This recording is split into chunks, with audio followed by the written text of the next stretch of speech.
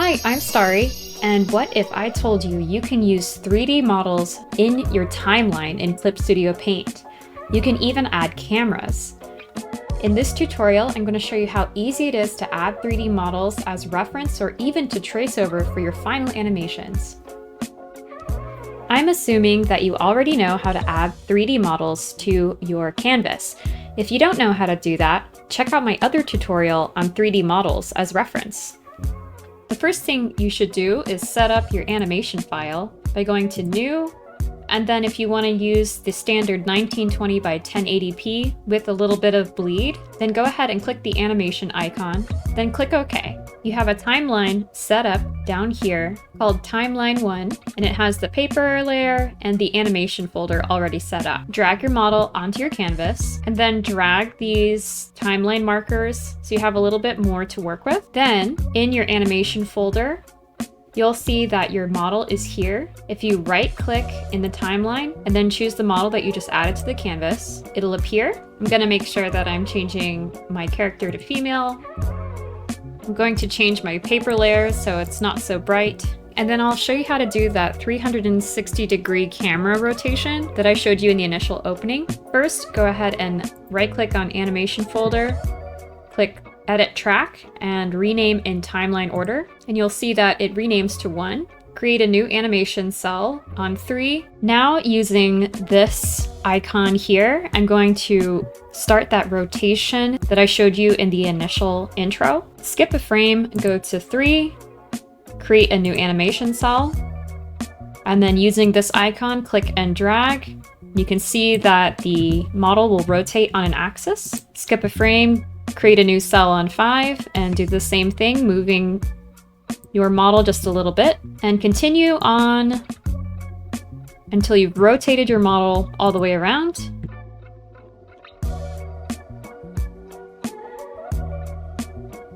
If you select Loop Play, your playback will loop. Press play to see it. And it's as easy as that to add a 3D model to your scene. And hey, if this tutorial is helping you and you'd like to see more, please like, share, and subscribe. What if we want to add some animation to the model? You can do that too. Go ahead and create another new cell, and let's say we want her legs kicking back and forth. Isolate the part of the body that you want to move. Make sure the controls are for that body part only. Create another new animation cell, and keep moving each feature as you want.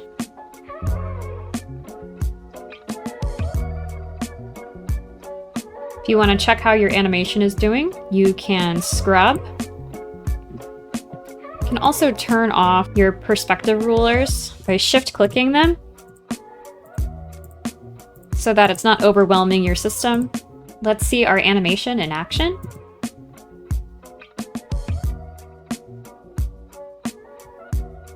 If we want to add a camera, go ahead and click this hamburger icon.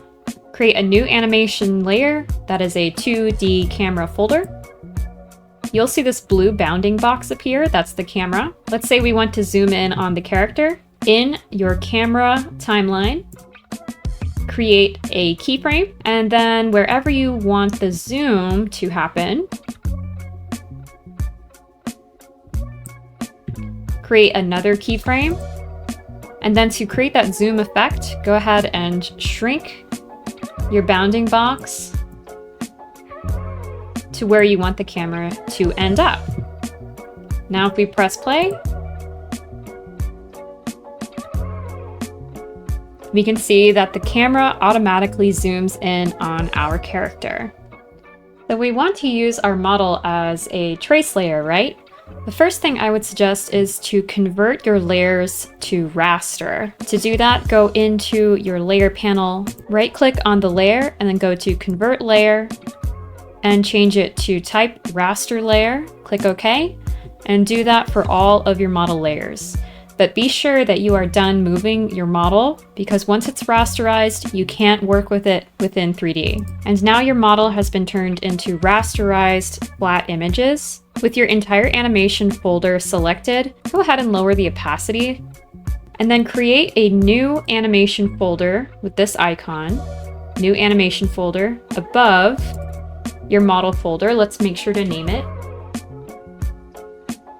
Now you can go frame by frame and trace each frame. For the sake of simplicity, I'm just going to be rather free and sketchy. You can be more precise in your artwork if you like.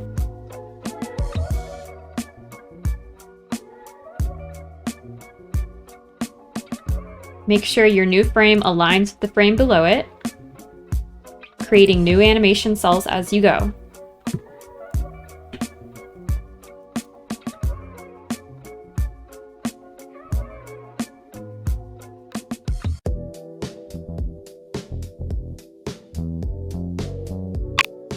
If parts of your animation remain still, you can try reusing your lines that you already made.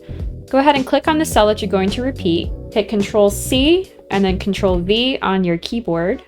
And in your list of cells, you'll see that the new cell has been created over here, number 13. Then right-click in the timeline and add number 13. You can then erase the parts that you're going to redraw, and then simply draw in the replaced areas. And this is a nice way to save a little bit of time. You can also lasso the area that you want to delete, which is an even faster time saver.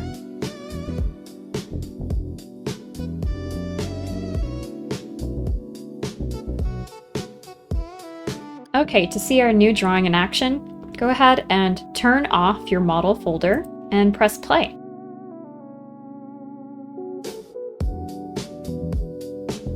Because our traceover animation folder is under the camera affects the drawn layer as well.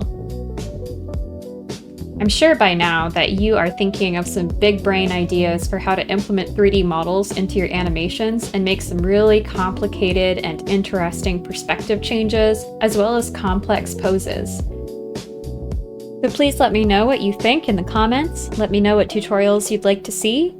Check out my playlists for more tutorials. And please like, share, and subscribe, and I'll see you again soon. Bye!